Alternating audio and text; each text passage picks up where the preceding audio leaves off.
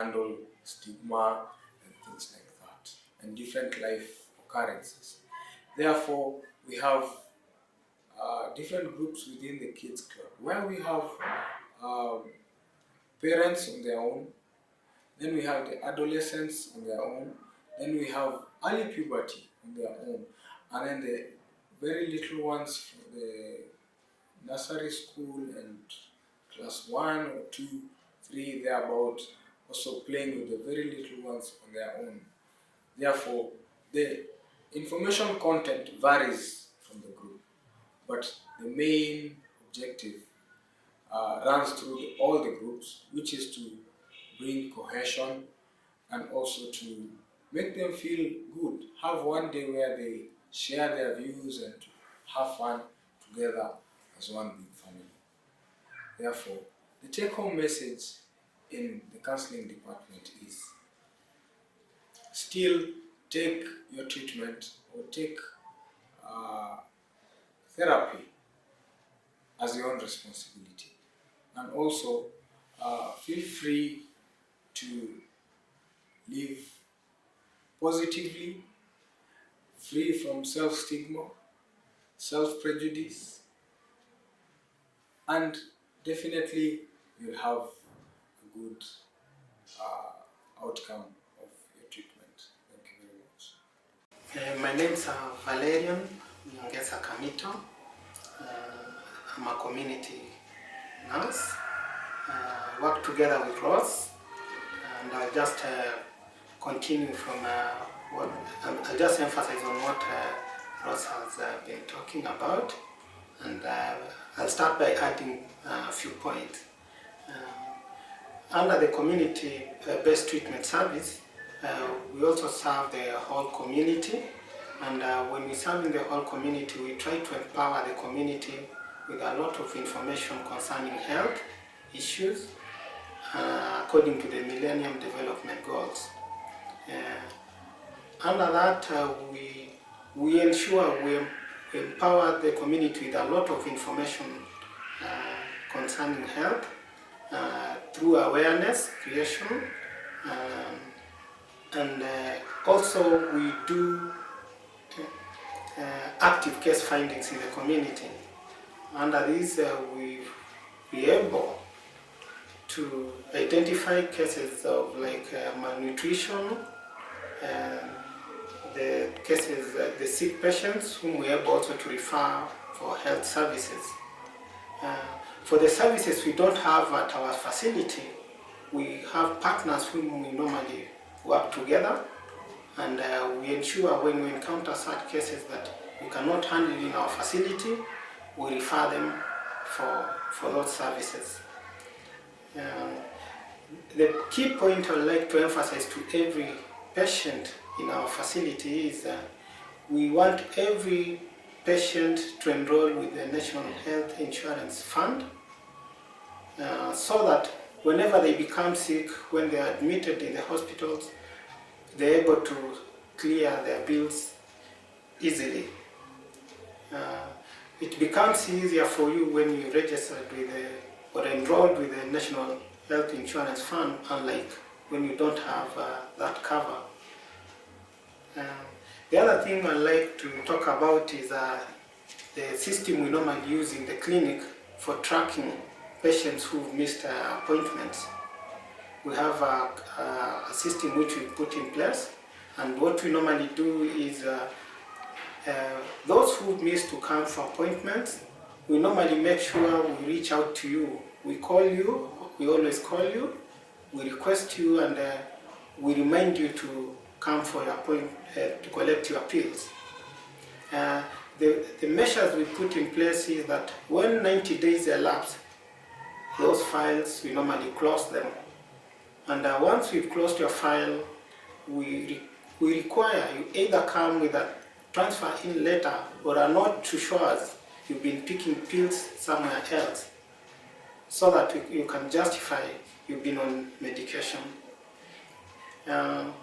What we like also to inform you is that always at every visit to the clinic, make sure you update your contacts. If you've lost your phone and you've replaced your line, please make sure you give us your new telephone number. In case you relocate from where you've been living, also make sure you let us know so that we can be able to update your current contact.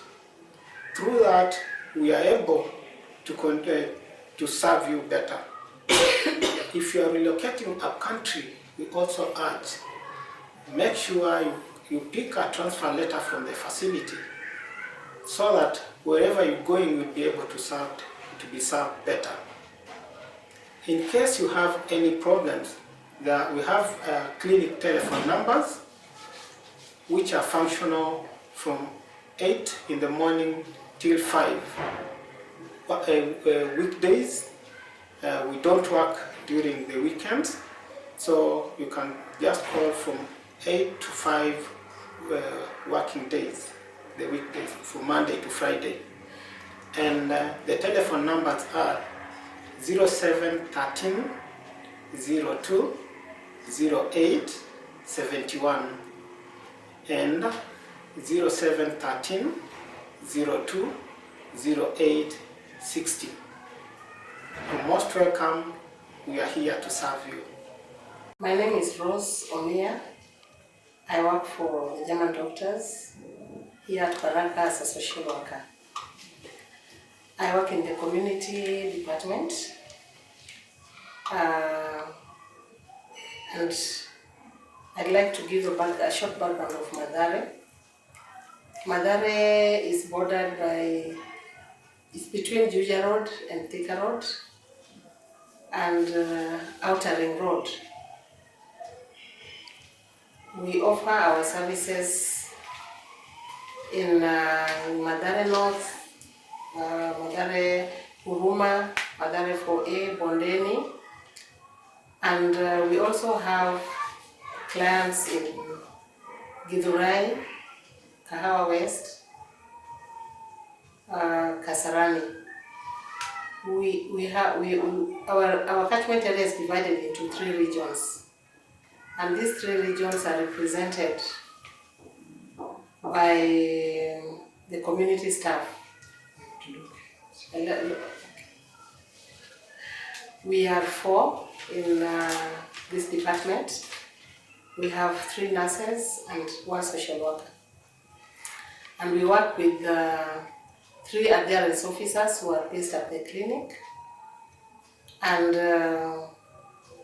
35 community health workers who reside in our entire catchment area. Baraka CCC do not enroll patients for outside of our catchment area because it would be very difficult to take care of them because we don't have community health workers in those areas. So for easy access and follow-up, we enroll patients who stay within our catchment area. Some of the activities that we do are home visits. We visit, we give forms to our clinical officers and they give us names of people to be visited as a priority. And these include mothers who are on the prevention from mother to child, new patients who are not yet enrolled into the program, children who are on heart, people with disabilities, the elderly, those who are bedridden, and exposed children. During the house visits, we monitor adherence, and we do so by looking into where the patient is storing their drugs. We do a pill count. We discuss with them disclosure issues. We also try to find out whether they get maximum support from the family members and from the spouses. We encourage them a lot to help in combating the spread of new infections, new HIV infections, by taking protective measures. We do home testing. We test the spouses if they have not been brought on board. We test their children who are below 15 years of age. And we also try to address those issues that might hinder adherence, like alcoholism, like work conflict. If patients have issues where they work, we discuss it with them so that when they are late for the appointments, we can see the best way possible to support them.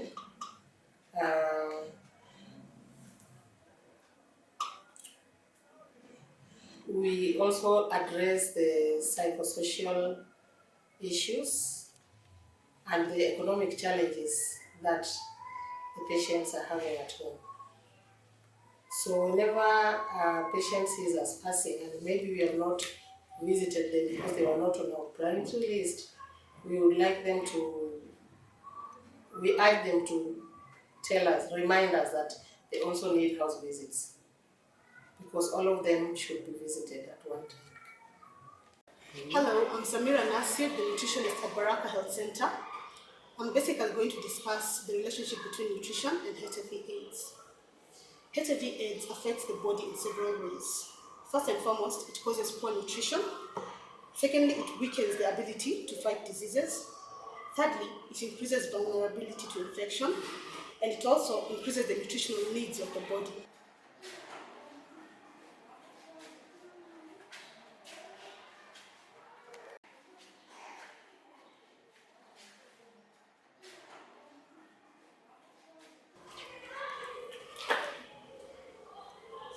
With good nutrition, the body is able to attain good nutritional status. It has strengthened ability to fight. It has strengthened immunity. It also reduces the vulnerability to infections and slows the progression from HIV to AIDS. And when you eat well to meet your nutritional needs, you basically have all this.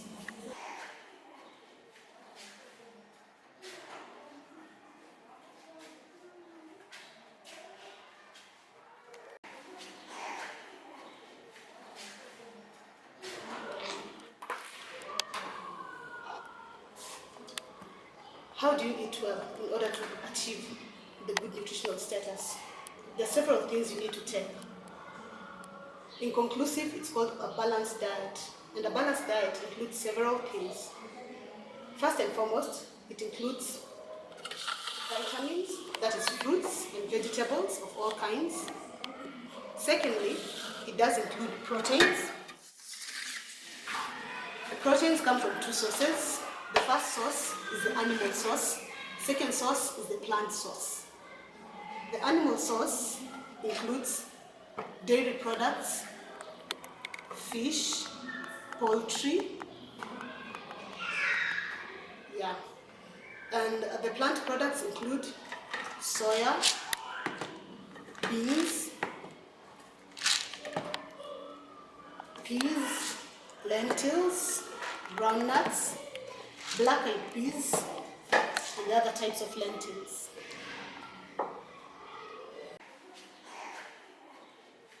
The third group is the carbohydrate. Carbohydrate includes potatoes, plantains, maize, there is flour, and all types of cereals. Basically, what is the work of all these different types of food groups? The carbohydrates are energy-giving, and during HIV/AIDS, the energy needs are usually very increased, they are high, so we need to take plenty of carbohydrates in order to increase them, to meet the increased needs. The proteins are bodybuilding, and we also need to increase their amount during the several stages of HIV/AIDS. The vitamins and minerals, their work is to increase the immunity in the body and to improve the appetite. Last and most importantly, you also need to take plenty of water, at least 8 glasses of water in a day. Nutritional management in severe acute malnutrition in people living with HIV/AIDS is also something that we really need to look into. When a person has severe acute malnutrition, they need to take plant nuts, that is therapeutic food that helps them gain their weight back and improve their appetite. When a person has moderate acute malnutrition, they're usually given several supplementary foods. For example, plumpy soy or the corn soya blend. The plumpy soy is also issued according to the person's weight. Good nutrition in HIV/AIDS is very important. Without proper nutrition and only medication, it's similar to washing your hands with clean water and drying them in the dirt. So proper nutrition is very important in the treatment of HIV/AIDS. My names are Irene Oiro. I work in the laboratory. What we do specifically in the laboratory, we do what clinicians request you to do, especially for our patients. We do for them CD4 count, which we do on a daily basis. After doing the CD4 on a daily basis for our patient, we also do for them other tests like the HB,